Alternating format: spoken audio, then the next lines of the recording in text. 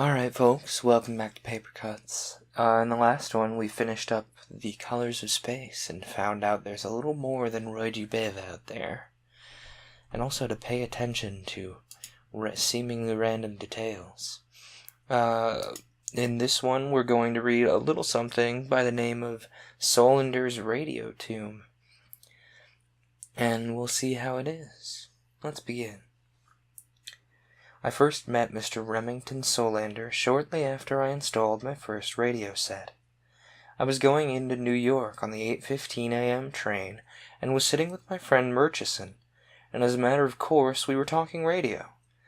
I had just told Murchison that he was a lurk-headed noodle, and that for 2 cents I would poke him in the jaw, and that even a pin-headed idiot ought to know that a tube set was better than a crystal set.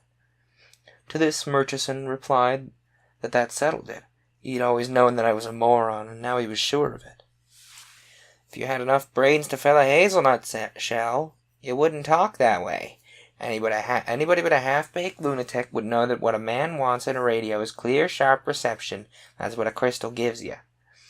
You're one of those half-wits that think they're classy if they can hear some 2-cent station 500 miles away utter a few faint squeaks. Ah, shut up. I don't want to talk to you. I don't want to listen to you. Go and sit somewhere else. Of course, this was what was to be expected of Murchison, and if I did let out a few lapses of anger, I feel I was entirely justified. Radio fans are always disputing over the relative merits of crystal and tube sets, but I knew I was right. I was just trying to decide whether to choke Murchison with my bare hand, or throw his lifeless body out of the car window, or tell him a few things I'd been wanting to say ever since he began knocking my tube set, when this Remington Solander, who was sitting behind us, leaned forward and tapped me on the shoulder. I turned quickly and saw his long, sheep-like face close to mine. He was chewing a cardamom seed and breathing the odor into his face. "My friend, come back and sit with me. I want to ask you a few questions about radio." Well, I couldn't resist that, could I? No radio fan could. I didn't care much for the looks of this Remington Solander man, but for a few weeks my friends had seemed to be steering away from me whenever I drew near, although I'm sure I had never said anything to bore them. All I ever talked about was my radio set and some new hookups I was trying, but I'd noticed that men who was formerly giving me... I had noticed that men who were formerly fond of my company now gave startled looks when I neared them. Some even climbed over the nearest fence and ran madly across vacant lots, looking over their shoulders with frightened glances as they ran. For a week I hadn't been able to get a man of any of my acquaintance to listen to one word from me except Murchison, and he's an utter idiot, as I think I've made clear. So I left Murchison and sat with Mr. Solander.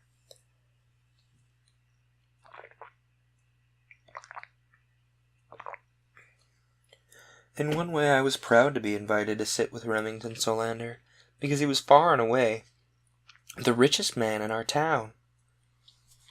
When he died, his estate proved to amount to $3 million. I'd seen him often, and I knew who he was, but he was a standoffish old fellow and didn't mix, so I'd never met him. He was a tall man, and he was thin, somewhat flabby, and he was pale in an unhealthy sort of way. But after all, he was a millionaire, and a member of one of the old families of Westcote, so I took the seat alongside of him with considerable satisfaction. "I gather that you're interested in radio." I told him I was. I'm just building a new set using new hookups that I'd heard of a week ago. I think it's going to be a wonder. Now here's the idea. Instead of using a grid... Yes, but never mind that now. I know very little of such things. I have an electrician employed by the year to care for my radio set, and I leave all such things to him. You're a lawyer, are you not? And I told him I was. And you're chairman of the trustees of the Westcote Cemetery, are you not? And I told him I was that also. And I may say that the Westcote Cemetery Association is one of the rightest and tightest little corporations in existence.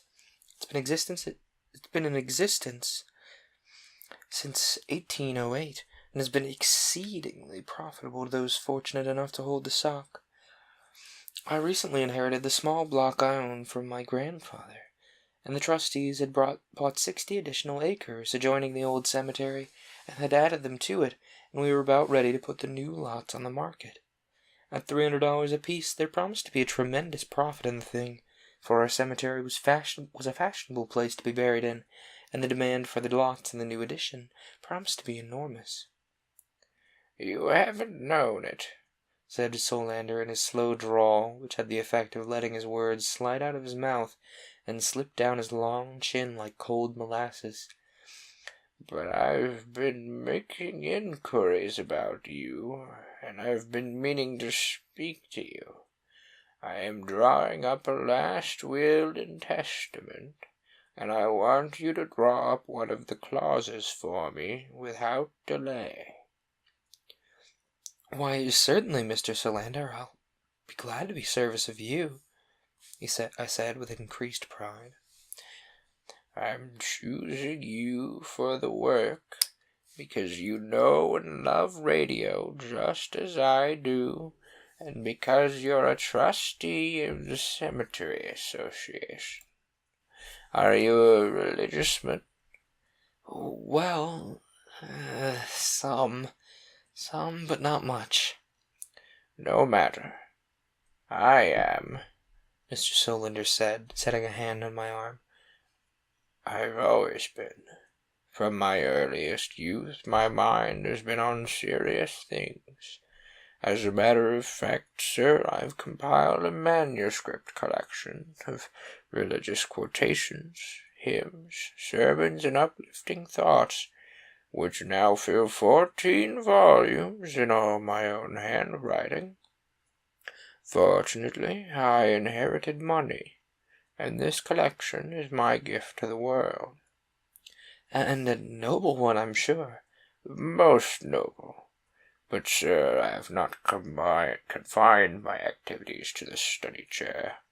I've kept my eye on the progress of the world, and it seems to me that radio, this new and wonderful invention, is the greatest discovery of all ages. It's imperishable. But, sir, it's being twisted to cheap uses. Jazz, cheap songs, worldly words, and music, that I mean to remedy." "Well, it might be done. People like what they like, after all." "Some nobler souls like better things. Some are more worthy men and women. Well, they'll welcome nobler radio broadcasts. In my will, I'm putting aside $1 million to establish and maintain a broadcasting station that will broadcast only my 14 volumes of hymns and uplifting material. Every day this matter will go forth. Sermons, lectures on prohibition, noble thoughts, and religious poems." I assured him that some people might be glad to get that a lot of people might, in fact, be glad, and I'd write that into his will without any trouble at all. But that's already in my will, you see. What I want you to write for my will is another clause. I mean to build in your cemetery a high-class and imperishable granite tomb for myself. I mean to place it on that knoll, the highest spot in your cemetery. What I want you to write in my will is a clause providing for the perpetual care and maintenance of my tomb. I want to set aside $500,000 for that purpose." "Well, I can do that, too." "Yes, and I want to give my family and relations the remaining $1.5 million, provided they carry out faithfully the provisions of the clause providing for my perpetual care and maintenance of the tomb. If they don't care and maintain, that $1.5 million is to go to their home for flea-bitten dogs." They'll care and maintain, all right." "I should think so. I do think so indeed. But now, sir, we come to the important part. You, as I know, are a trustee of the cemetery. Yes, I am.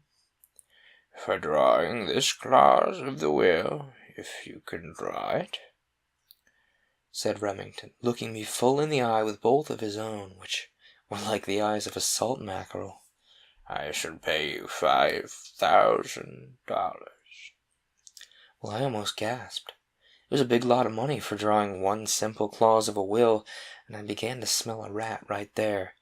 But I may say the proposition Remington Solander made to me was one I was able, after quite a little talk of my fellow cemetery trustees, to carry out. What Remington Solander wanted was to be permitted to put a radio loudspeaking outfit in his granite tomb.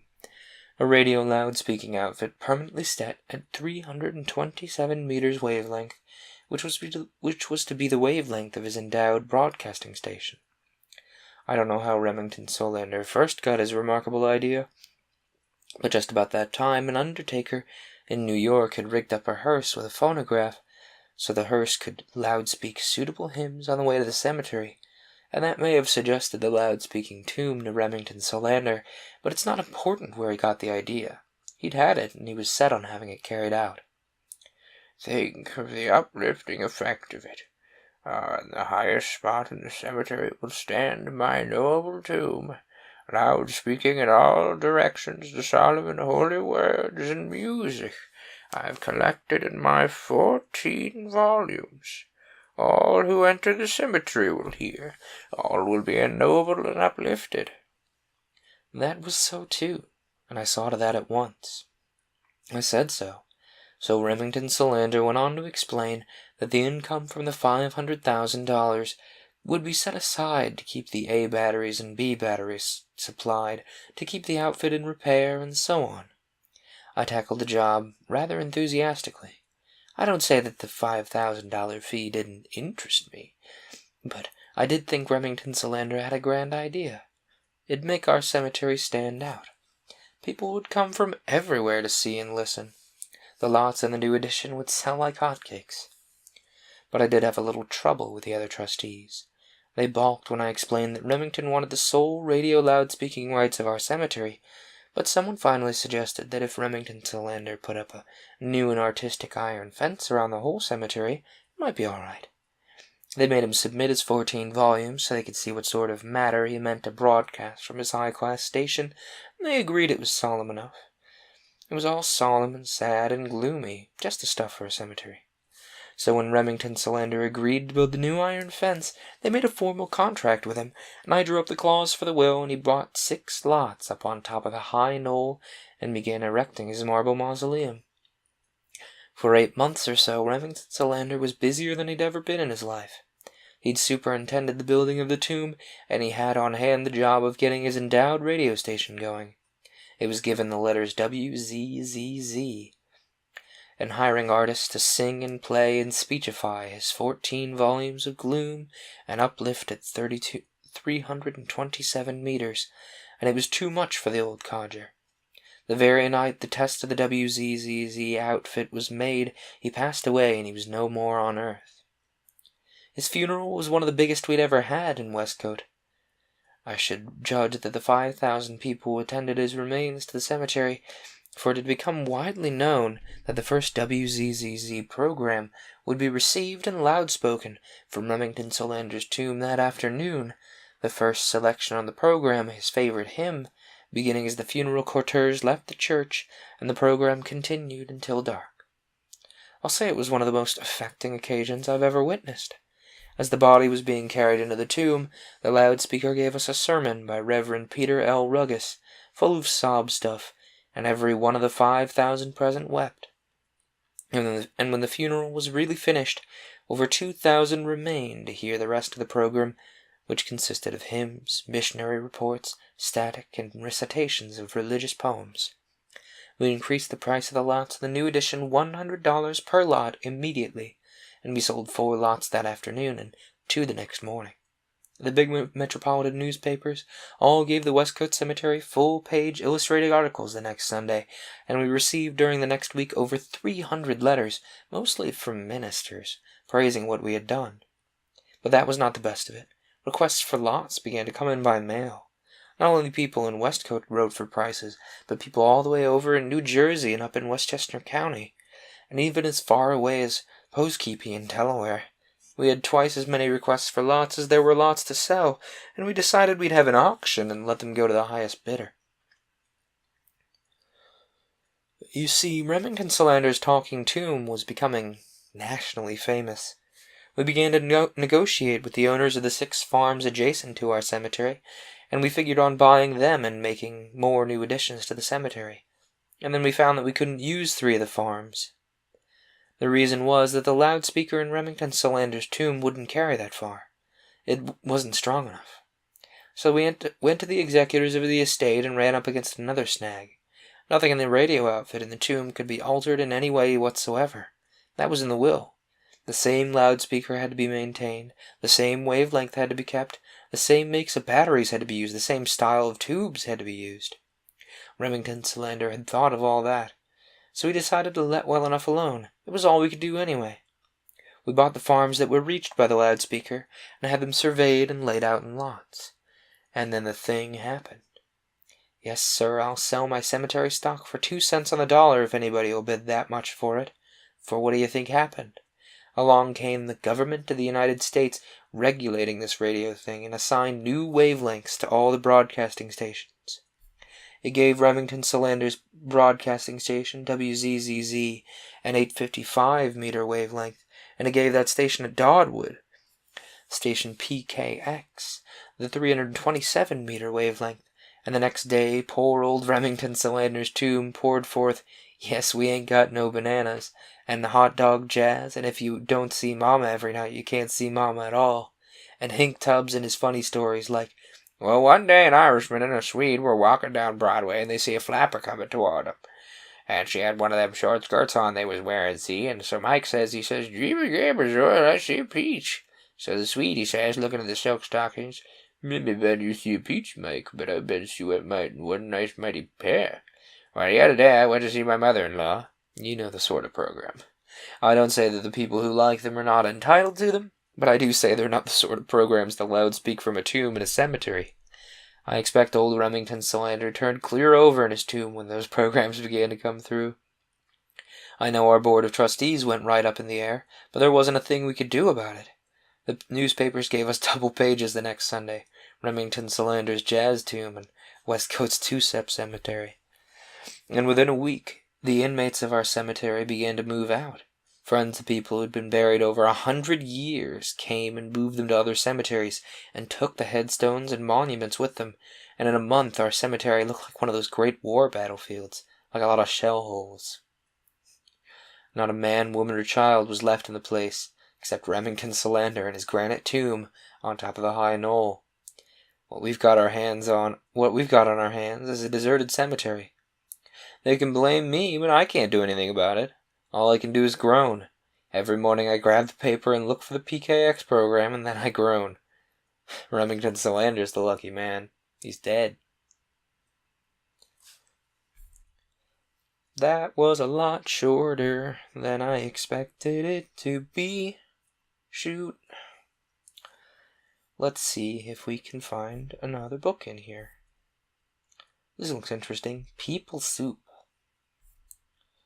Let's see what's what with this. Bonnie came home from school and found her brother in the kitchen doing something important at the sink. She knew it was important because he was making a mess and talking to himself. The sink drain was loaded down with open soda bottles, a sack of flour, cornmeal, dog biscuits, molasses, Broma seltzer, a tin of sardines, and a box of soap chips. The floor was covered with drippings, and every cupboard in the kitchen was open. At the moment, Bonnie's brother was putting all his energy into shaking a plastic juicer that was half filled with an ominous-looking, frothy mixture. Bonnie waited for a moment, keeping well out of his range, and then said, "Hi, Bob." "Whoa, he answered without looking up. Where's Mom? Shopping. What are you doing, Bob? Nothing. Can I watch? No. Bonnie took this as a cue to advance 2 cautious steps. She knew from experience just about how close she could approach her brother when he was being creative and still maintain a peaceful neutrality. Bob slopped a cupful of ketchup into the juicer, added a can of powdered mustard, a drop of milk, 6 aspirin, and a piece of chewing gum, being careful to spill a part of each package used. Were you making another experiment? Who wants to know? Bob answered as he swaggered over to the refrigerator and took out an egg, some old bacon fat, a capsuled vitamin pill, yesterday's Jell-O, and a bottle of clam juice. What me wants to know, said Bonnie, picking up an apple that had rolled out of the refrigerator and fallen on the floor. Why should I tell you? I have a quarter. Where'd you get it? Mom gave it to me. If you give it to me, I'll tell you what I'm doing. It's not worth it. I'll let you be my assistant, too. Not worth it. For 10 cents. Okay, 10 cents. She counted out the money to her brother and put on an apron. What should I do now, Bob? You get the salt. He poured sardine oil from the can into the juicer, being very careful to not let the sardines fall in. When he'd squeezed the last drop of oil out of the can, he ate all the sardines and tossed the can into the sink.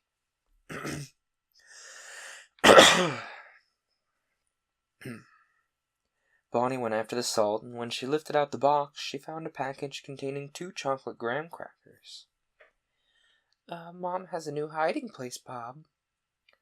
Where is it? Behind a salt. What do you find there? 2 chocolate grahams.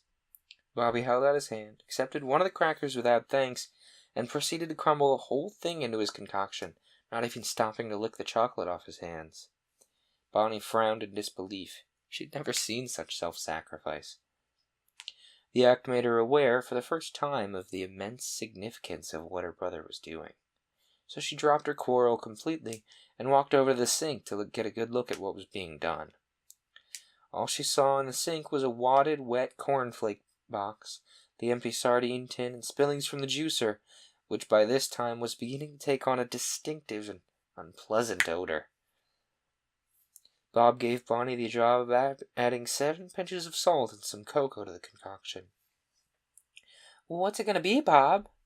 She asked, blending the cocoa in her hands into her yellow corduroy shirt. Stuff. Government stuff? Nope.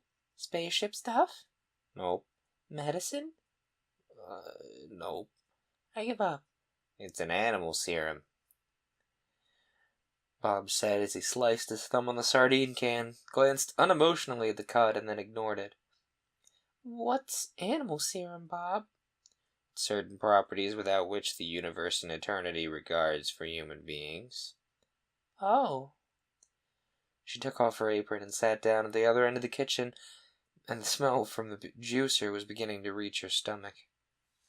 Bobby combed the kitchen for something else to throw into his concoction and came up with some oregano and liquid garlic. I guess this is about it. He poured the liquid garlic and the oregano into his juicer, put the lid on, shook it furiously for a minute, and then emptied the contents into a deep pot. What are you doing now, Bob? You have to cook it for 7 minutes. So Bobby lit the stove, put a cover on the pot, set the timer for 10 minutes, and left the room. Bonnie tagged after him, and the 2 of them got involved in a rough game of basketball in the living room. Bang! Said the timer. Bob dropped the basketball on Bonnie's head and ran back into the kitchen. It's all done, he said, and took the cover off the pot. Only his dedication to his work kept him from showing the discomfort he felt with the smell the pot gave forth. Phew, what do we do with it now? Throw it out? No, stupid. We have to stir it until it cools, and then we drink it. Drink it?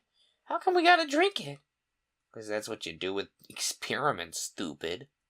But Bob, it smells like garbage. Medicine smells worse, and that makes you healthy, he said, while stirring the pot with an old wooden spoon.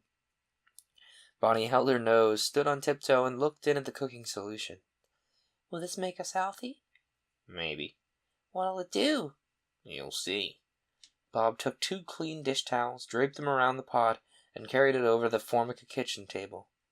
In the process, he managed to dip both towels in the mixture and burn his already sliced thumb. One plastic handle of the pot was still smoldering from being too near to the fire, but none of these things seemed to have the slightest effect on him. He just put the pot down in the middle of the table and stared at it, chin in hand. Bonnie plopped down opposite him, put her chin in her hands, and asked, "We have to drink that stuff?" Yeah. "Who has to drink it first?" Bob made no sign of having heard. "I thought so. What if it kills me?" Bobby spoke by raising his whole head and keeping his jaws stationary in his hands. "How can it hurt you? There's nothing but pure food in there." "How much of that stuff do I have to drink?" Just a little bit. Stick one finger in it and lick it off."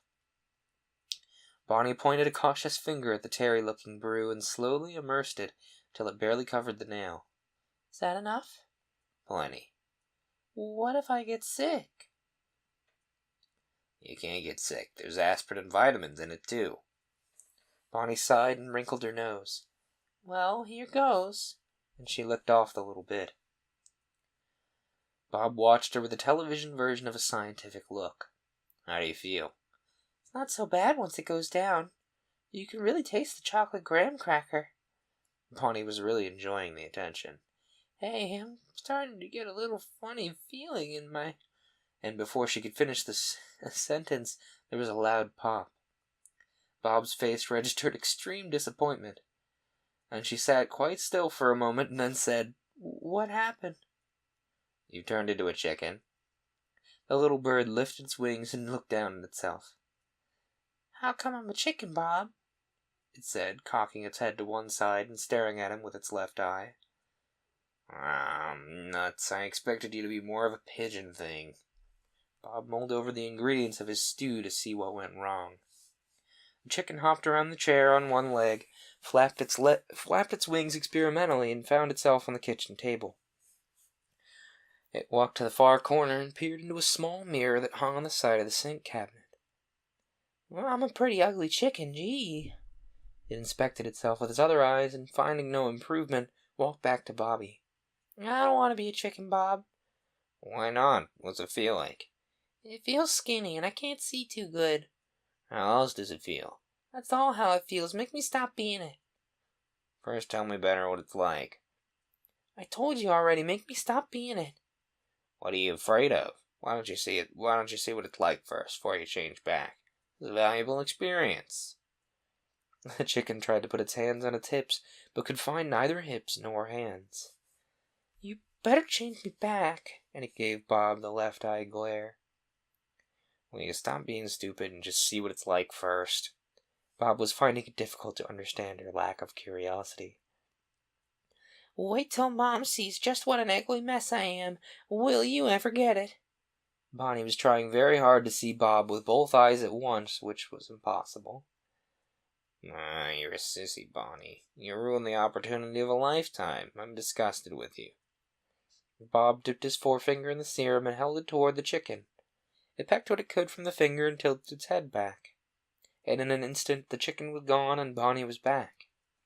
She climbed down from the table, wiped her eyes, and said, "It's a good thing you fixed me. Would you have ever got it?" You're nothing but a sissy," Bob said, and licked off a whole fingerful of his formula. "If I change into a horse, I won't let you ride me, and if I change into a leopard, I'll bite your head off." And once again we heard the loud pop. Bonnie stood up wide-eyed. "Oh, Bob, you're beautiful." "What am I?" "You're a beautiful St. Bernard, Bob. Let's go show Melissa and Chuck." St. Bernard? I don't want to be no dog. I want to be a leopard." "But you're beautiful, Bob. Go look in the mirror." The dog paddled over to the table. "What are you going to do, Bob?" "I'm going to try it again." The dog put its front paws on the table, knocked over the serum, and lapped up some as it dripped on the floor. Pop went the serum, taking effect, and Bobby remained on all fours and kept lapping. Pop went the serum again. "What am I now?" "You're still a St. Bernard." The devil with it then. Let's forget all about it." The dog took one last lap of serum, And pop, Bobby got up from the floor and dejectedly started out the back door, Bonnie skipping after him. "What do we do now, Bob?" "I will head down to Thrifty's, get some ice cream." They walked down the hill silently, Bobby brooding over not having been a leopard, and Bonnie wishing he'd stayed at St. Bernard. As they approached the main street of the small town, Bonnie turned to her brother. "You want to make some more of that stuff tomorrow?" Not the same stuff." "What'll we make instead?" "I haven't decided yet." "You want to make an atomic bomb?" Maybe." "Can we do it in the juicer?" "Sure. We'll have to get a couple onions first." I am really knocking it out of the park with the picking of the supremely short stories today. What the heck? Why are these so short?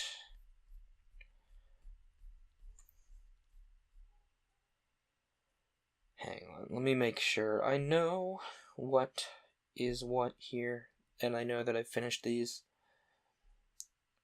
At this rate, I'm gonna run out of short stories to read. These were supposed to be... I was supposed to use the short stories between stories when we ran out of time. Oh well. I'm sure we got something a little longer here. Well, we can always do the Dunwich horror. I'm gonna do that. It's January. January's not the greatest time for spooks. But, you know. Fair warning, H.P. Lovecraft is... How do I put this gently? Unknown racist. And I don't say that lightly. Like, he was, you know, for his time even, it was enough to make people go, "Whoa, that's too much. Dial it back there, bud." So, you know, like, he was big into, like, eugenics and stuff, which is major bad. So, fair warning. Oh, and I don't know what's in this story. But we're about to find out. Just fair warning. So you know what the author is about. His big thing is Call of Cthulhu, you know. Anyway, let's begin. Gorgons and hydras and chimeras, dire stories of Solano and the Harpies, may reproduce themselves in the brain of superstition, but they were there before. They are transcripts, types. The archetypes are in us and eternal. How else should the recital of that which we know in a waking sense to be false come to affect us all? Is it that we naturally conceive terror from such objects, considered in their capacity of being able to inflict upon us bodily injury? Least of all, these terrors are of older standing. They date beyond body. Or without the body, they would have been the same. That is, the kind of fear here treated is purely spiritual. That it's strong in proportion as it is objectless on earth, that it predominates in the period of our sinless infancy, are the difficulties, the solution of which might afford some probable insight into our anti-mundane condition, and a peep at least into the shadowland of pre-existence.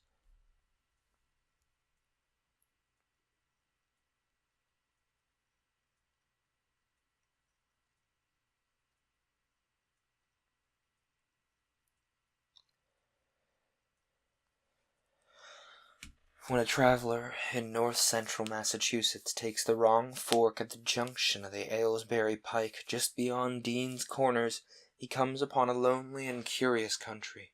The ground gets higher, and the briar-bordered stone walls press closer and closer against the ruts of the dusty, curving road.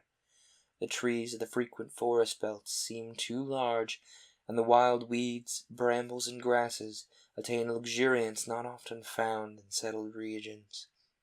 At the same time, the planted fields appear singularly few and barren, while the sparsely scattered houses wear a surprising uniform aspect of age, squalor, and dilapidation. Without knowing why, one hesitates to ask directions from the gnarled, solitary figures spied now and then on crumbling doorsteps or in the sloping, rock-strewn meadows. Those figures are so silent and furtive that one feels somehow confronted by forbidden things with which it would be better to have nothing to do. When a rise in the road brings the mountains in view above the deep woods, the feeling of strange uneasiness is increased. The summits are too rounded and symmetrical to give a sense of comfort and naturalness, and sometimes the sky silhouettes with especial clearness the strange circles of tall stone pillars with which most of them are crowned. Gorges and ravines of problematical depth intersect the way, and the crude wooden bridges always seem of dubious safety. When the road dips again, there are stretches of marshland that one instinctively dislikes, and indeed almost fears at evening, when unseen whippoorwills chatter, and the fireflies come out in abnormal profusion to dance to the raucous, creepily insistent rhythms of stridently piping bullfrogs.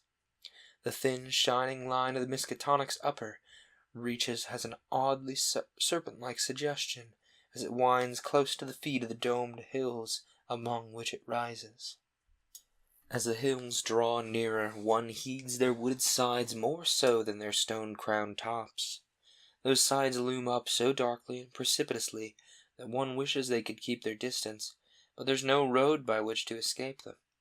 Across a covered bridge one sees a small village huddled between the stream and the vertical slope of a round mountain, and wonders at the cluster of rotting gambrel roofs, bespeaking an earlier architectural period than that of the neighboring region. It's not reassuring to see, on a closer glance, that most of the houses are deserted and falling to ruin. Then the broken steepled church now harbors the one slovenly mercantile establishment of the hamlet. One dreads to trust the tenebrous tunnel of the bridge, yet there is no way to avoid it. Once across, it's hard to prevent the impression of a faint, malign odor about the village street, as of the massed mold and decay of centuries. It's always a relief to get clear of the place, and to follow the narrow road around the base of the hills, and across the level country beyond, till it rejoins the Aylesbury Pike. Afterward, one sometimes learns that one's been through Dunwich. Outsiders visit Dunwich as seldom as possible, and since a certain season of horror, all the signboards pointing toward it have since been taken down. The scenery, judged by any ordinary aesthetic canon, is more than commonly beautiful, yet there is no influx of artists or summer tourists. 2 centuries ago, when talk of witch-blood, Satan worship, and strange forest presences was not laughed at, it was the custom to give reasons for avoiding the locality. In our sensible age, since the Dunwich horror of 1928 was hushed up by those who had the town and the world's welfare at heart, people shun it without knowing exactly why. Perhaps one reason, though it cannot apply to uninformed strangers, is that the natives are now repellently decadent, having gone far along that path of retrogression so common in many New England backwaters. They've come to form a race by themselves, with a well-defined mental and physical stigmata of degeneracy and inbreeding. The average of their intelligence is woefully low, while their annals reek of overt viciousness and have half-hidden murders, incests, and deeds of almost unnameable violence and perversity. The old gentry, representing the 2 or 3 Armigurius. Ooh, that's a good word. What's that mean? Armigurius. Give me the word. No, don't make the page change. I can't click on the word to find out. Let's ask Google. Usually my book reader can tell me directly. Let's see if this is a good word, if it only sounds like a good word, or if it's a real good word. Armigurius. An Armigurius clan is a Scottish clan, family, or name which is registered with the court of the Lord Lion and once had a chief who bore undifferenced arms, but does not have a chief currently recognized as such by Lion Court. Neato. The old gentry, representing the 2 or 3 Armigurius families which came from Salem in 1692, have kept somewhat above the general level of decay, though many branches are sunk into the sordid populace so deeply that only their names remain as a key to the origin they disgrace. Some of the Waddelays and bishops still send their eldest sons to Harvard and Miskatonic, though those sons seldom return to the mouldering gambrel roofs under which they and their ancestors were born. No one, even those who have the facts concerning the recent horror, can say just what is the matter with Dunwich, though old legends speak of unhallowed rites and conclaves of the Indians, amidst which they called forbidden shapes of shadow out of their great rounded hills, and made wild orgiastic prayers that were answered by loud crackings and rumblings from the ground below. In 1747, the Reverend Abijah Hoadley, newly come to the Congregational Church at Dunwich village, preached a memorable sermon on the close presence of Satan and his imps, in which he said, "It must be allowed that these blasphemies of an infernal train of demons are the matters of too common knowledge to be denied. Of the cursed voices of Azazel and Bezrel, of Beelzebub and Belial being heard from underground by above a score of credible witnesses now living. I myself did not more than a fortnight ago catch a very plain discourse of evil power in the hill behind my house, where there was a rattling and a rolling, groaning, screeching, and hissing, such as no two things of this earth could raise up, and which must needs have come from those caves that only the black magic can discover, and only the devil unlock." Mr. Hoadley disappeared soon after delivering this sermon, but the text, printed in Springfield, is still extant. Noises in the hills continue to be reported from year to year, and still form a puzzle to geologists and physiographers. Other traditions tell of foul odors near the hill-crowning circles of stone pillars, and of rushing, airy presences to be heard faintly at certain hours from stated points at the bottom of the great ravines. While still others try to explain the Devil's Hop Yard, a bleak, blasted hillside where no tree, shrub, or grass blade will grow. Then, too, the natives are mortally afraid of the numerous whippoorwills which grow vocal on warm nights. It's vowed that the birds are psychopomps, lying in wait for souls of the dying, and that they time their eerie cries in unison with the sufferer's struggling breath. If they can catch the fleeing soul when it leaves the body, they instantly flutter away, chittering in demonic laughter. But if they fail, they subside gradually into a disappointed silence. These tales, of course, they're obsolete and ridiculous, because they've come down from very old times.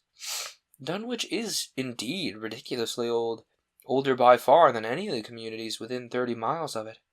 South of the village one may still spy the cellar walls and chimney of the ancient bishop house, which was built before 1700, while the ruins of the hill at the falls, built in 1806, form the most modern piece of architecture to be seen. Industry didn't flourish here, and the 19th century factory movement proved short-lived. Oldest of all are the great rings of rough-hewn stone columns on the hilltops, but these are generally attributed to the natives more so than the settlers. Deposits of skulls and bones found within these circles and around the sizable table-like rock on Sentinel Hill sustain the popular belief that such spots were once the burial places of the Pocumtucks, even though many ethnologists, disregarding the absurd improbability of such a theory, persist in believing the remains Caucasian. It was in the township of Dunwich, in a large and partly inhabited farmhouse set against a hillside, 4 miles from the village, and a mile and a half from any other dwelling, that Wilbur Whatley was born at 5 a.m. on Sunday, the 2nd of February, 1913.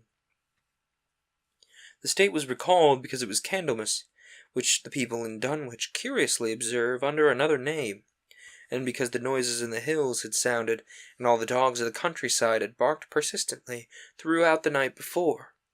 Less worthy of notice was the fact that the mother was one of the decadent Whatleys, a somewhat deformed, unattractive albino woman of 35, living with an aged and half-insane father, about whom the most frightful tales of wizardry had been whispered in his youth. Lavinia Whatley had no known husband, but according to the custom of the region, made no attempt to disavow the child, concerning the other side of whose ancestry the country folk might, and did, speculate as widely as they chose. On the contrary, she seemed strangely proud of the dark, goatish-looking infant who formed such a contrast to her own sickly and pink-eyed albinism, and was heard to mutter many curious prophecies about its unusual powers and tremendous future. Lavinia was one who would be apt to mutter such things, for she was a lone creature given to wandering amidst thunderstorms in the hills, and trying to read the great odorous books which her father had inherited through 2 centuries of Wadleys, and which were fast falling to pieces with age and wormholes. She had never been to school, but was filled with disjointed scraps of ancient lore that old Wadley had taught her. The remote farmhouse had always been feared because of old Wadley's reputation for black magic, and the unexplained death by violence of Miss Wadley when Lavinia was 12 years old had not helped to make the place any more popular. Isolated among strange influences, Lavinia was fond of wild and grandiose daydreams and singular occupations, nor was her leisure much taken up by household cares in a home from which all the standards of order and cleanliness had long since disappeared. There was a hideous screaming which echoed above even the hill noises, and the dogs barking on the night Wilbur was born. But no known doctor or midwife presided at his coming. Neighbors knew nothing of him until a week afterward, when old Wadley drove his sleigh through the snow into Dunwich village and discoursed incoherently to the group of loungers in Osborne's general store. There seemed to be a change in the old man, an added element of furtiveness in the clouded brain which suddenly transformed him from an object to a subject of fear, though he wasn't one to be perturbed by any common family event. Amidst it all, he showed some trace of the pride later noticed in his daughter, and what he said of the child's paternity was remembered by many of his hearers years afterward. I don't care what folks think. If any boy looked like his pa, he wouldn't look nothing like you expect. And he didn't think the only folks is the folks hear about. Vinny's read some and seen some things that most of you only tell about. I calculate a man as good a husband as you can find this side of Hillsbury. And if you thought as much about the hills as I do, you wouldn't last no better church wedding nor herding. Now, let me tell you something. Someday you folks will hear a child of Vinny's calling his father's name on top of the Centennial Hill. The only persons who saw Wilbur during the last month of his life were old Zechariah Whatley of the undecayed Whatleys, and Earl Sawyer's common-law wife, Mamie Bishop. Mamie, I like that better. Didn't like that original. That original pronunciation unsettles my brain. Let's retry that. And Earl Sawyer's common-law wife, Mamie Bishop. Mamie's visit was frankly one of curiosity, and her subsequent tales did justice to her observations, but Zechariah came to lead a pair of Alderney cows, which old Wadley had bought of his son Curtis. This marked the beginning of a course of cattle buying on the part of the small Wilbur's family, which only ended in 1928 when the Dunwich horror came and went, and yet at no time did the ramshackle Wadley barn seem overcrowded with livestock. There came a period when people were curious enough to steal up and count the herd that grazed precariously on the steep hillside above the old farmhouse. They could never find more than 10 or 12 anemic, bloodless-looking specimens. Evidently from some blight or distemper, perhaps sprung from the unwholesome pasturage, or the diseased fungi and timbers of the filthy barn, caused a heavy mortality among the Wadley animals. Odd wounds or sores, having something of the aspect of incisions, seemed to afflict the visible cattle, and once or twice during the earlier months certain callers fancied they could discern similar sores about the throats of the gray, unshaven old man and his slatternly, crinkly-haired albino daughter. In the spring after Wilbur's birth, Lavinia resumed her customary rambles in the hills, bearing in her misproportioned arms the swarthy child. Public interest in the Wadleys subsided after most of the country folk had seen the baby, and no one bothered to comment on the swift development which that newcomer seemed every day to exhibit. Wilbur's growth was indeed phenomenal, for within 3 months of his birth he attained a size and muscular power not usually found in infants under a full year of age. His motions and even vocal sounds showed a restraint and deliberateness deliberateness highly peculiar in an infant, and no one was really unprepared when at 7 months he began to walk unassisted, with falterings which another month was sufficient to remove. It was somewhat after this time, on Halloween, that a great blaze was seen at midnight on the top of the Sentinel Hill. A great blaze was seen at midnight on top of the Sentinel Hill, where old table-like stone stands amidst its tumulus of ancient bones. Considerable talk was started when Silius Bishop, of the undecayed bishops, mentioned having seen the boy running sturdily up that hill ahead of his mother, about an hour before the blaze was remarked. Silius was rounding up a stray heifer, but nearly forgot his mission when he fleetingly spied the 2 figures in the dim light of his lantern. They darted almost noiselessly through the underbrush, and the astonished watcher seemed to think they were entirely unclothed.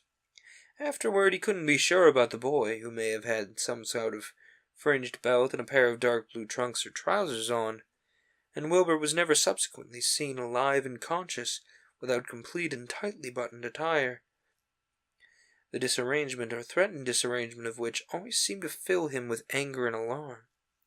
His contrast with his squalid mother and grandfather in this respect was thought very notable until the horror of 1928 suggested the most valid of reasons. The next January gossips were mildly interested in the fact that Lavinia's brat had commenced to talk, and at the age of only 11 months.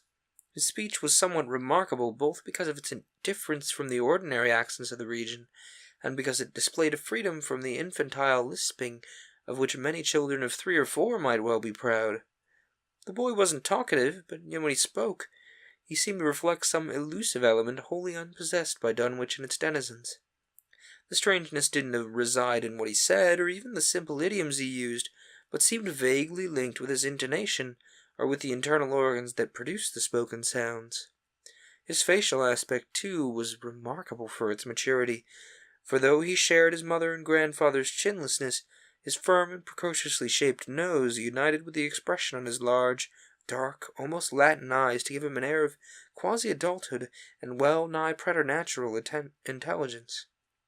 He was, however, exceedingly ugly despite his appearance of brilliancy, there being something almost goatish or animalistic about his lips, large pored yellowish skin, coarse crinkly hair, and oddly elongated ears. He was soon disliked even more decidedly than his mother and grandsire, and all his conjectures about him were spiced with references to the bygone magic of old Wuddley, and how the hills once shook when he shrieked the dreadful name of Yog-Sohoth in midst of a circle of stones, with a great book open in the arms before him. Dogs abhorred the boy, and he was always obliged to take various defensive measures against their barking menace. And meanwhile old Wuddley continued to buy cattle without measurably increasing the size of his herd. He also cut timber and began to repair the unused part of his house, a spacious peaked-roofed affair, whose rear end was buried entirely in the rocky hillside, and whose 3 least ruined ground-floor rooms had always been sufficient for himself and his daughter. There must have been prodigious reserves of strength in the old man to enable him to accomplish so much hard labor, and though he still babbled dementedly at times, his carpentry seemed to show the effect of sound calculation. It really had begun as soon as Wilbur was born, when one of the many tool sheds had suddenly been put in order, clapboarded, and fitted with a fresh stout lock. Now, in restoring the abandoned upper story of the house, he was a no less thorough craftsman. His mania showed itself only in his tight boarding up of all the windows in the reclaimed section, though many declared that it was a crazy thing to bother with a reclamation at all. Less inexplicable was his fitting up of another downstairs room for his new grandson, a room which several callers saw, though no one was ever admitted to the closely boarded upper story. This chamber he lined with tall, firm shelving, along which he began gradually to arrange, in apparently careful order, all the rotting ancient books and parts of books, which during his own day had been heaped promiscuously in the odd corners of the various rooms. "I made some use of 'em," he would say as he tried to mend a torn black-letter page with paste prepared on the rusty kitchen stove. "but the boy's fitting to make better use of 'em. You ought to have him as well as Skinner there be all for his learning. When Wilbur was a year and 7 months old, in September of 1914, his size and accomplishments were almost alarming. He had grown as large as a child of 4, and was a fluent and incredibly intelligent talker.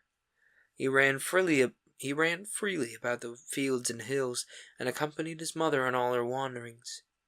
And at home he would pore diligently over the strange pictures and charts in his grandfather's books, while old Watterly would instruct and catechize him through long hushed afternoons.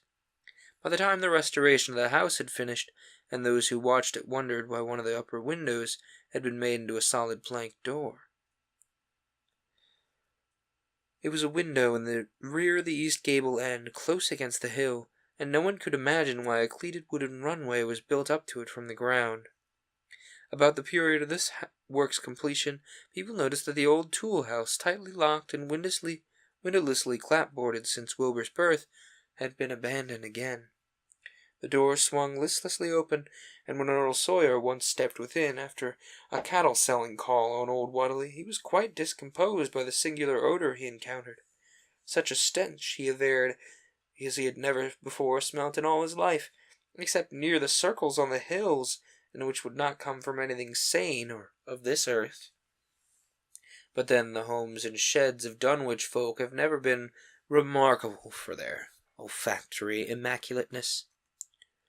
The following months were void of visible events, save that everyone swore to a slow but steady increase in the mysterious hill noises. On May Eve of 1915, there were tremors which even the Aylesbury people felt, while the following Halloween produced an underground rumbling queerly synchronized with bursts of flame. Them's them Wadleys doing their witch work, from the summit of Sentinel Hill. Wilbur was growing up uncannily, so that he looked like a boy of 10 as he entered his 4th year. He read avidly by himself now, but talked much less than formerly. A settled taciturnity was absorbing him, and for the first time people began to speak specifically of the dawning look of evil in his goatish face. He would sometimes mutter an unfamiliar jargon and chant in bizarre rhythms which chilled the listener with a sense of unexplainable terror. The aversion displayed toward him by dogs had now become a matter of wide remark, and he was obliged to carry a pistol in order to traverse the countryside in safety. His occasional use of the weapon didn't enhance his popularity among the owners of canine guardians, and the few callers at the house would often find Lavinia alone on the ground floor, while odd cries and footsteps resounded in the boarded-up second story. She would never tell what her father and the boy were doing up there, though once she turned pale and displayed an abnormal degree of fear when a jocose fish peddler tried the locked door leading to the stairway. That peddler told the store loungers at Dunwich village that he thought he heard a horse stamping on the floor above. And the loungers reflected, thinking of the door and runway, and of the cattle that had so swiftly disappeared.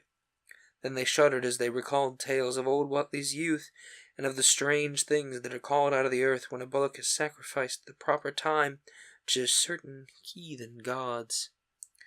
It had been for some time noticed the dogs began to hate and fear the whole Wattley place as violently as they hated and feared young Wilbur personally.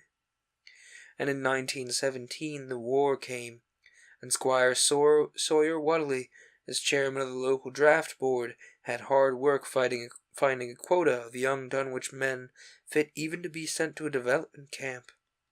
The government, alarmed at such signs of wholesale regional decadence, sent several officers and medical experts to investigate, conducting a survey which New England newspaper readers may still recall. It was the publicity attending this investigation which set reporters on the track of the Wattleys and caused the Boston Globe and Arkham Advertiser to print flamboyant Sunday stories of young Wilbur's precociousness, old Wattleys' black magic, the shelves of strange books, the sealed second floor of the ancient farmhouse, and the weirdness of the whole region and its hill noises. Wilbur was 4.5 then, and he looked like a lad of 15. His lip and cheek were fuzzy with a coarse dark down, and his voice had begun to break. Earl Sawyer went out to the Wattley place with both sets of reporters and cameramen, and called their attention to the strange stench which now seemed to trickle down from the sealed upper spaces. It was, as he said, exactly like a smell he'd found in the tool shed abandoned, when the house was finally repaired, and like the faint odors which he sometimes thought he caught near the stone circles in the mountains. Dunwich folk read the stories when they appeared and grinned over the obvious mistakes. They wondered, too, why the writers made so much of the fact that old Wadley always paid for his cattle in gold pieces of an extremely ancient date. The Wadleys had received their visitors with ill-concealed distaste, though they didn't dare court further publicity by a violent resistance, or perhaps any refusal to talk.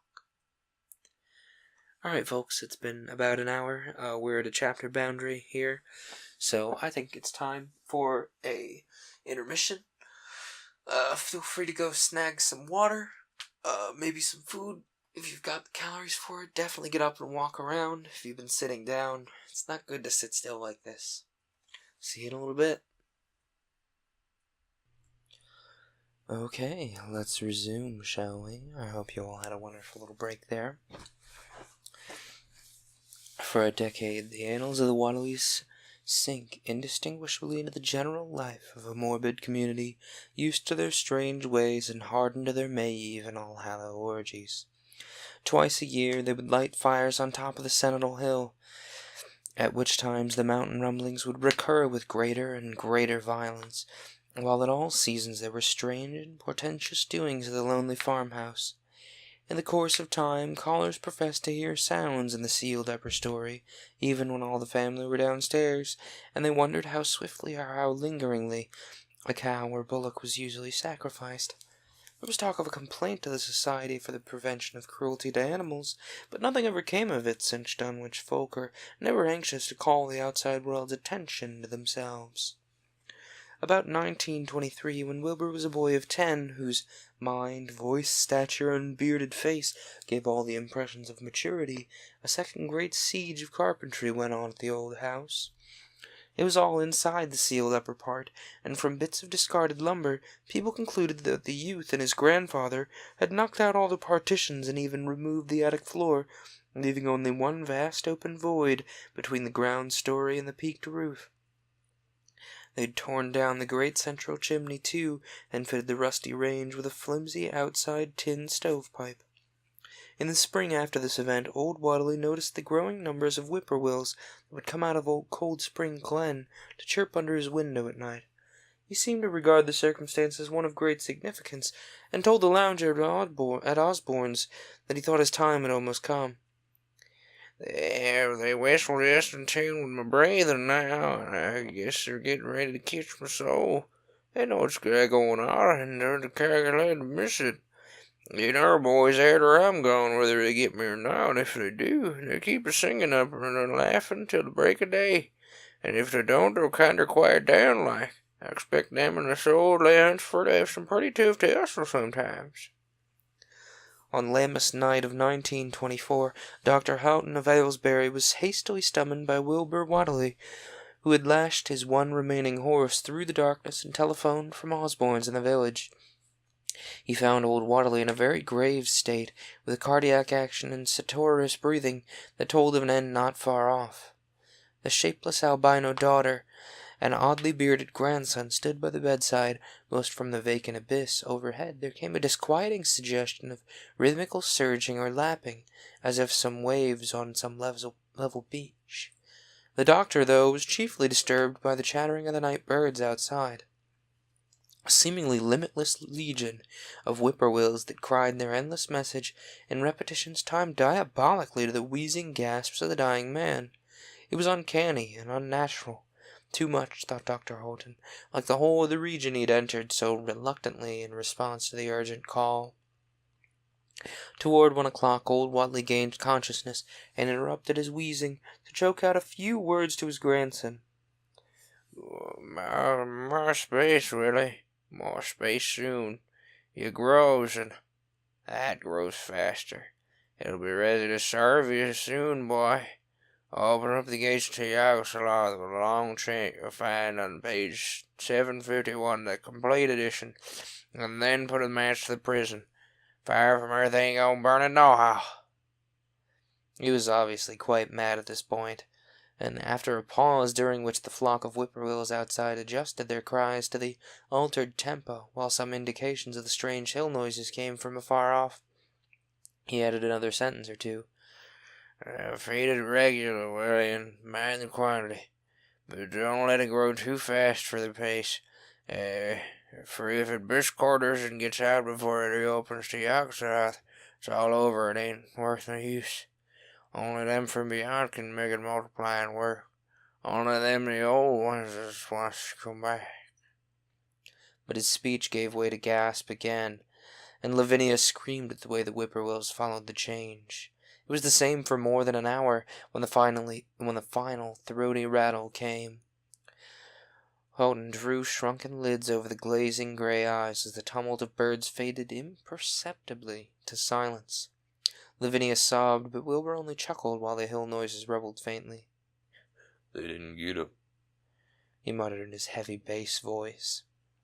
Wilbur was by this time a scholar of really tremendous erudition in his one-sided way, and was quietly known by correspondence to many librarians in distant places where rare and forbidden books of old days are kept.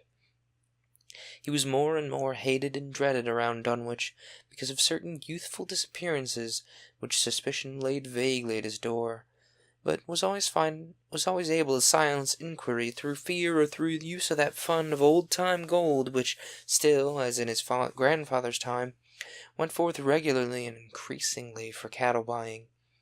He was now tremendously mature of aspect, and his height, having reached the normal adult limit, seemed inclined to wax beyond that figure. In 1925, when a scholarly correspondent from the Miskatonic University called upon him one day and departed pale and puzzled, he was fully 6 3/4 feet tall. Through all the years, Wilbur had treated his half-deformed albino mother with a growing contempt, finally forbidding her to go to the hills with him on May Eve in Hallowmas, and in 1926 the poor creature complained to Mamie? How did I say that earlier? Mamie Bishop of being afraid of him. There's more about him as I knows than I can tell you, Mamie. And nowadays he's more nor what I know myself. I vow for God, I know what he wants or what he's trying to do. That Halloween, the hill noises sound louder than ever, and fire burned on Sentinel Hill as usual, but people paid more attention to the rhythmical screaming of vast flocks of unnaturally belated whippoorwills, which seemed to be assembled near the unlighted Wadley farmhouse. After midnight their shrill notes burst into a kind of pandemoniac cachinnation, which filled all the countryside, and not until dawn did they finally quiet down. Then they vanished, hurrying southward to where they were fully a month overdue. What this meant, no one could quite be certain until later. None of the country folks seemed to have died, but poor Lavinia Wheatley, the twisted albino, was never seen again. In the summer of 1927, Wilbur repaired 2 sheds in the farmyard and began moving his books and effects out to them. And soon afterward Earl Sawyer told the loungers at Osborne's that more carpentry was going on in the Wadley farmhouse. Wilbur was closing all the doors and windows on the ground floor, and seemed to be taking out partitions as he and his grandfather had done upstairs 4 years before. He was living in one of the sheds, and Sawyer thought he seemed unusually worried and tremulous. People generally suspected him of knowing something about his mother's disappearance, and very few ever approached his neighborhood now. His height had increased to more than 7 feet, and showed no signs of ceasing its development. The following winter brought an event no less strange than Wilbur's first trip outside the Dunwich region. Correspondence with the Widener Library at Harvard, the Bibliothèque Nationale in Paris, the British Museum, the University of Buenos Aires, and the Library of Miskatonic University at Arkham had failed to get him the loan of a book he desperately wanted, so at length he set out in person, shabby, dirty, bearded, and uncouth of dialect, to consult the copy of the Miskatonic, which was the nearest to him geographically.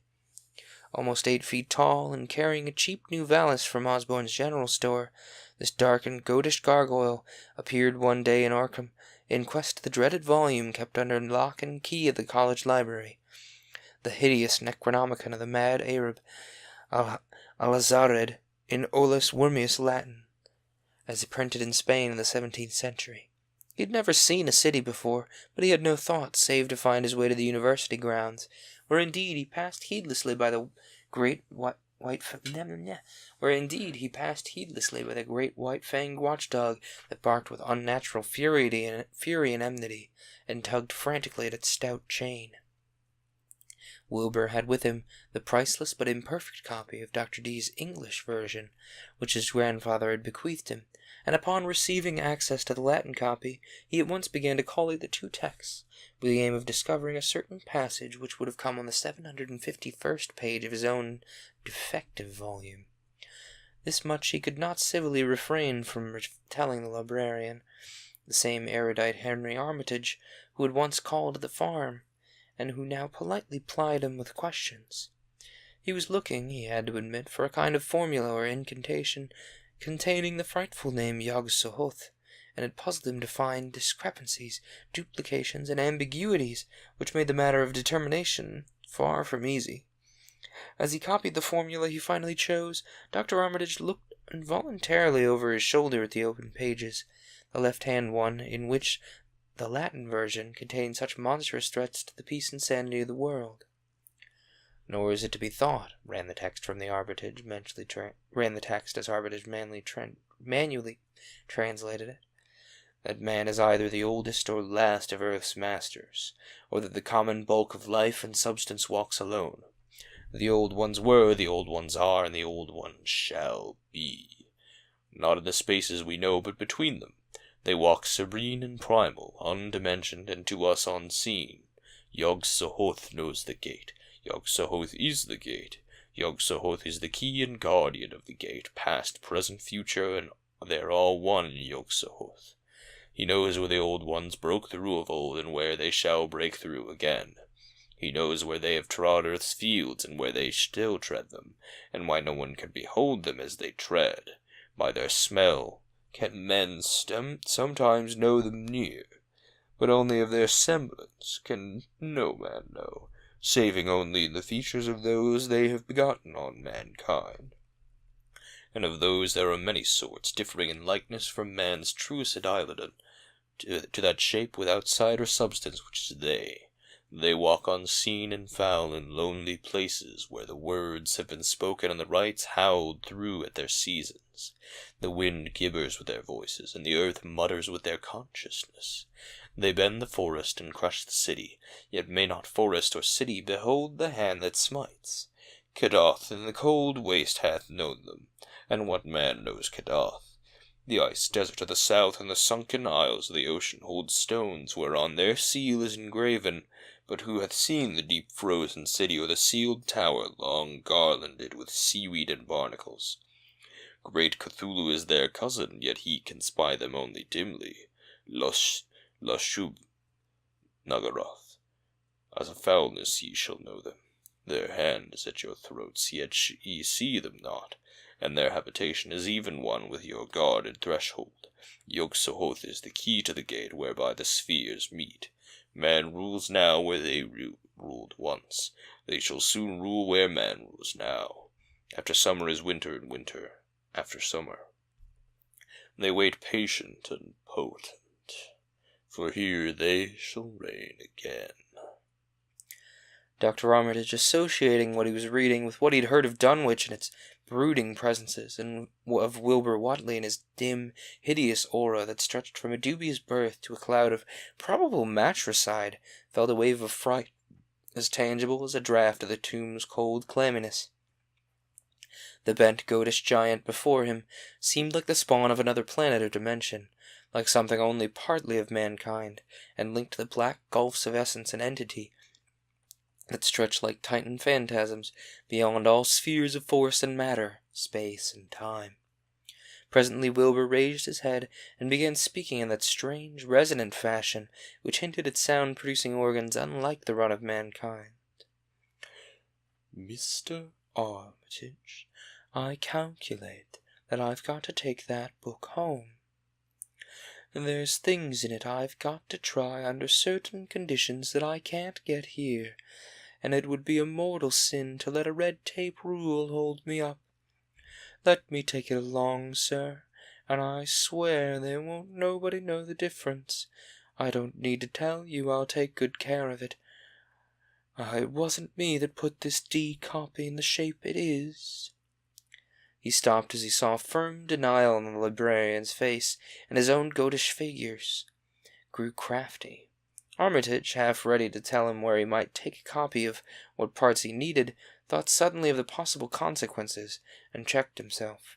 There was too much responsibility in giving such a being the key to such blasphemous outer spheres. Whately saw how things stood, and tried to answer lightly. "Well, all right, if you feel that way about it. Maybe Harbard won't be so fussy as you are." And without saying more, he rose and strode out of the building, stooping at each doorway. Armitage heard the savage yelping of the great watchdog, and studied Whately's gorilla-like lope as he crossed the bit of campus visible from the window. He thought of the wild tales he'd heard, and recalled the old Sunday stories in the Advertiser. These things and the lore he'd picked up from Dunwich rustics and villagers during his one visit there. Unseen things, not of Earth, or at least not of the three-dimensional Earth, rushed fetid and terrible through New England's glens, and verted obscenely on the mountain-tops. Of this he had long felt certain, and now he seemed to sense the close presence of some terrible part of the intruding horror, and a glimpse of a hellish advance in the black dominion of the ancient and once passive nightmare. He locked away the Necronomicon with a shudder of disgust, but the room still reeked with an unholy and unidentifiable stench. "As a foulness he shall know them," he quoted. And yes, the odor was the same that to which had sickened him at the Whately farmhouse less than 3 years before. He thought of Wilbur, goatish and ominous, once again, and he laughed mockingly at the village rumors of his parentage. "Inbreeding. Good heavens, what simpletons! Show them Arthur Mansion's Great God Pan, and they'll think it a common Dunwich scandal. But what cursed shapeless influence on or off this three-dimensioned earth was Wilbur Whately's father, born on Candlemas 9 months after May Eve of 1912, when the talk about the strange earth noises reached clear to Arkham? What walked on the mountains that May night? What rude mishorror fastened itself on the world in half-human flesh and blood?" During all the ensuing weeks, Dr. Armitage set about to collect all possible data on Wilbur Whately and the formless presences around Dunwich. He got in communication with Dr. Houghton of Aylesbury, who had attended old Whately in his last illness, and found much to ponder over in the grandfather's last words as quoted by the physician. A visit to Dunwich village failed to bring out much that was new, but a close survey of the Necronomicon in those parts which Wilbur had sought so avidly seemed to supply new and terrible clues to the nature, methods, and desires of the strange evil so vaguely threatening this planet. Talks with several students of archaic lore in Boston, and letters to many others elsewhere, gave him a growing amazement which passed slowly through varied degrees of alarm to a state of really acute spiritual fear. As the summer drew on, he felt dimly that something ought to be done about the lurking terrors of the upper Miskatonic Valley, and about the monstrous being known to the human world as Wilbur Whately. The Dunwich horror itself came between Lemmas and the equinox in 1928, and Dr. Armitage was among those who witnessed its monstrous prologue. He heard meanwhile of Whately's grotesque trip to Cambridge, and of his frantic efforts to borrow or copy from the Necronomicon at the Widner Library. Those efforts had been in vain, since Armitage had issued warnings of the keenest intensity to all librarians having charge of the dreaded volume. Wilbur had been shockingly nervous at Cambridge, anxious for the book, yet almost equally anxious to get home again, as if he feared the results of being away that long. Early in August, the half-expected outcome developed, and in the small hours of the 3rd, Dr. Armitage was awake suddenly by the wild, fierce cries of the savage watchdog on the college campus. Deep and terrible, the snarling, half-mad growls and barks continued, always in mounting volume, but with hideously significant pauses. Then there rang out a scream from a wholly different throat, such a scream that roused half the sleepers of Arkham and haunted their dreams forever afterward. such a scream as could come from no human being, born of earth, or at least wholly of earth. Armitage hastened into some clothing and rushed across the street and lawn to the college buildings, saw that others were ahead of him, and heard the echoes of a burglar alarm still shrilling from the library. An open window showed black and gaping in the moonlight. What had come had indeed completed its entrance, for the barking and the screaming, now fast fading into a mixed low growling and groaning, proceeded unmistakably from within. Some instinct warned Armitage that what was taking place was not a thing for unfortified eyes to see, so he brushed back the crowd with authority as he unlocked the vestibule door. Among the others he saw Professor Warren Rice and Dr. Francis Morgan, men to whom he had told some of his conjectures and misgivings, and these too he motioned to accompany him inside. The inward sounds, except for a watchful droning whine from the dog, had by this time quite subsided, but Armitage now perceived with a sudden start that a loud chorus of whippoorwills among the shrubbery had commenced with a damnably rhythmical piping, as if in unison with the last breaths of a dying man. The building was full of a frightful stench which Armitage knew too well, and the three men rushed across the hall to the small genealogical reading room from whence the low whining came. For a second nobody dared to turn on the light, then Armitage summoned up his courage and snapped the switch. One of the three, wasn't certain which, shrieked aloud at what sprawled before them among disordered tables and overturned chairs. Professor Rice declares that he lost consciousness completely for an instant, though he didn't stumble or fall. The thing that lay half bent on its side in a fetid pool of greenish-yellow ichor and tarry stickiness was almost 9 feet tall, and the dog had torn off all the clothing and some of the skin. It wasn't quite dead, but it twitched silently and spasmodically, while its chest heaved in monstrous unison with the mad piping of the expectant whippoorwills outside. Bits of shoe leather and fragments of apparel were scattered about the room, and just outside the window an empty canvas sack lay where it evidently had been thrown. Near the central desk a revolver had fallen, a dented but undischarged cartridge later explaining why it had not been fired. The thing itself, however, crowded out all other images at the time. It'd be trite and not wholly accurate to say that no human pen could describe it, but one may properly say that it could not be vividly visualized by anyone whose ideas of aspect and contour are too closely bound up with the common life forms of this planet and of the 3 known dimensions. It was certainly partially human, beyond a doubt, with very man-like hands and head, and the goatish, chinless face had the stamp of the Whateleys on it.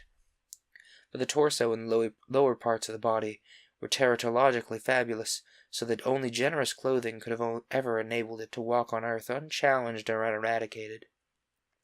Above the waist it was semi-anthropomorphic, though its chest, where the dog's rending paws still rested watchfully, had the leathery, reticulated hide of a crocodile or alligator. The black was piebald with yellow and black, and dimly suggested the squamous covering of certain snakes. Below the waist, though, it was the worst, for here all human resemblance left off, and sheer fantasy began. The skin was thickly covered with coarse black fur, and from the abdomen a score of long, greenish-gray tentacles with red sucking mouths protruded limply. Their arrangement was odd, and seemed to follow the symmetries of some cosmic geometry unknown to Earth or the solar system. On each of the hips, deep set in a pinkish, silated orbit, was what seemed to be a rudimentary eye, whilst in lieu of a tail there depended the trunk or feeler with purple annular markings, and with many evidences of being an undeveloped mouth or throat.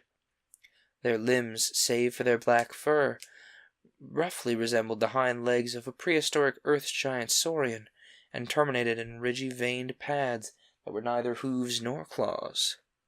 And when the thing breathed, its tails and tentacles rhythmically changed color, as if from circulatory cause normal to the non-human side of its ancestry. In the tentacles this was observable as a deepening of the greenish tinge, while in the tail it was manifest as a yellowish appearance which alternated with a sickly grayish white in the spaces between the purple rings. Of genuine blood there was none, only the fetid, greenish-yellow ichor which trickled along the painted floor beyond the radius of the stickiness, and left a curious discoloration behind it. As the presence of the three men seemed to rouse the dying thing, it began to mumble without turning or raising its head. Dr. Armitage made no written record of its mouthings, but asserts confidently that nothing in English was uttered. At first the syllables defied all correlation with any speech of the earth, but toward the last there came some disjointed fragments, evidently taken from the Necronomicon, that monstrous blasphemy in quest of which the thing had perished. Those fragments, as Armitage recalls them, ran something like Nigai, Nigahach, Yog-Sohoth, Yog-Sohoth, Yog-Sohoth. And they trailed off into nothingness, as the whippoorwills shrieked in rhythmical crescendos of unholy anticipation. Then came a halt in the gasping, and the dog raised his head in a long, lugubrious howl. A change came over the yellow goatish face of the prostrate thing, and the great black eyes fell in appallingly. Outside the window the shrilling of the whippoorwills had suddenly ceased, and above the murmurs of the gathering crowd there came the sound of a panic-struck whirring and fluttering. Against the moon vast clouds of feathery watchers rose and raced from sight, frantic at which they had sought for prey. All at once the dog started up abruptly, gave a frightened bark, and leapt nervously out the window by which it had entered. A cry rose from the crowd, and Dr. Armitage shouted to the men outside that no one must be admitted till the police or the medical examiner came. He was thankful that the windows were just too high to permit peering in, and drew the dark curtains carefully down over each one. By this time 2 policemen had arrived, and Dr. Morgan, meeting them in the vestibule, was urging them for their own sakes to postpone entrance to the stench-filled reading-room till the examiner came and the prostrate thing could be covered up. Meanwhile frightful changes were taking place on the floor. One need not describe the kind and rate of shrinkage and disintegration that occurred before the eyes of Dr. Armitage and Professor Rice, but it is permissible to say that, aside from the external appearance of face and hands, the really human elements in Wilbur Whately must have been very small. When the medical examiner came, there was only a sticky whitish mass on the painted boards, and the monstrous odor had nearly disappeared. Apparently Whately had no skull or bony skeleton, at least in any true or stable sense. He must have taken somewhat after his unknown father. Alright, folks, there's another chapter ahead, but I think I'm going to call it an evening and end off this episode here. We'll come back to the Dunwich horror next week, and we'll see how this resolves, shall we? Anyway, please do go vote on the Frozen Tundra Finds poll. There's a set of contest rules on the channel. Go check those out if you want to enter to win an Alexa, but if you don't really care to enter to win an Alexa, just feel free to go vote on the poll anyway. That'd be great. Anyway, this has been Paper Cuts, and I hope it didn't sting.